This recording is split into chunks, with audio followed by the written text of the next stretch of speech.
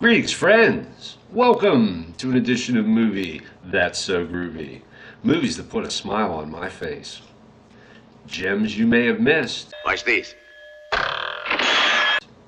I'm your host, Alex, and today's feature up for review is For a Few Dollars More, 1965, starring Clint Eastwood, Lee Van Cleef, and Gian Maria Volante, directed by the maestro Sergio Leone. The red-headed stepchild of the three Italian westerns Leone made with Clint Eastwood, For a Few Dollars More is never mentioned in lists of sequels surpassing the original, and that's a shame.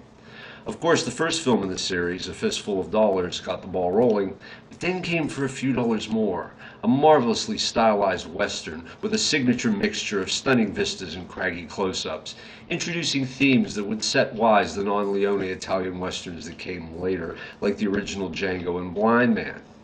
The setup is simplicity itself.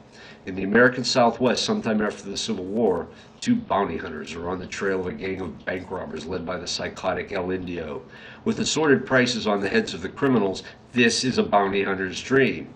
And we, the audience, find ourselves dropped into an almost hallucinogenic, mythic vision of the West, a world of hard men and softies playing off each other to great comic effect. The landlady, she gets it. But then Manco, Spanish for nobody, pulls the wanted poster out of his saddlebag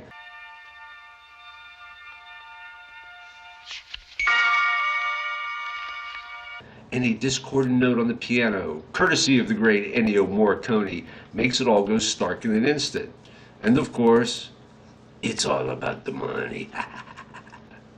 Special mention should go to Sergio Leone's meticulous attention to detail and the great production design of Carlos Simi, because unlike a lot of Hollywood westerns, Leone gets the particulars right, the guns and the ordnance for the period being correct. Mostly. But wait, there's more.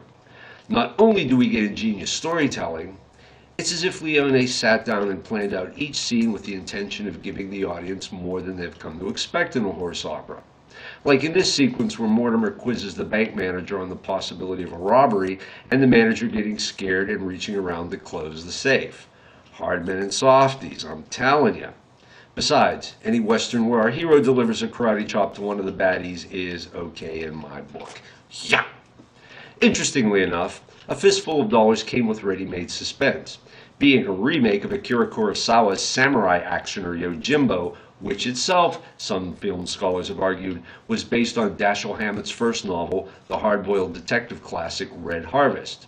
So, with a few dollars more in the studio coffers, thanks to the success of the first film, and starting from scratch this time, Leone and his screenwriters give us a great character study between the man with no name, Eastwood, and Colonel Mortimer, played by Hollywood heavy Lee Van Cleef.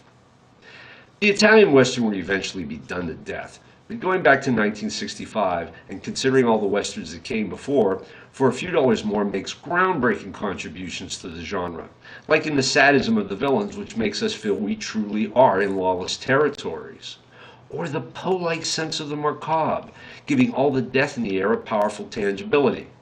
The villain Indio's secret relived memory is of his rape of a woman who reaches for a gun, shooting and killing herself during the assault, a necrophilia that just deepens his corruption. And if Indio is smoking what I think he's smoking, he's a drug user on top of everything else. This is the hard-boiled western. The man with no name and Mortimer are after the cash to be had, making them rivals. Later, when Manco realizes he's getting nowhere trying to bully Mortimer, they become partners. Finally, when all the secrets are revealed, dare I say a sense of sympathy as he finds out why Mortimer was after Indio in the first place. This movie takes us on an exciting journey full of surprising twists, and even 50 years after its release, it's still fresh. See, it's not just a western, but a gangster film. And it's not just a gangster film, but a caper film too, as we watch Indio and his nice little parable to his gang explain his plan for robbing the bank in El Paso. Spoiler alert, put your fingers in your ears.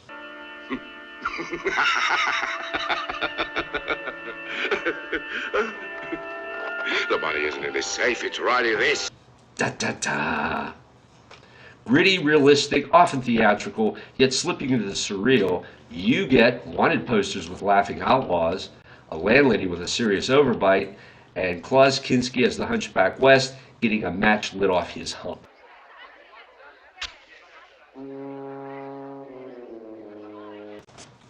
Ugh. A seminal film? If you're a fan of Sam Peckinpah like I am, notice the change in Sam's approach between Ride to High Country and Major Dundee, and tell me he wasn't familiar with Leone's work. A unique film? Point out another movie where a cart full of dead bodies makes for a happy ending, and I'll buy you a train ticket to El Paso. You know what I told him he could do with his railroad? I really love this movie. Can't you tell?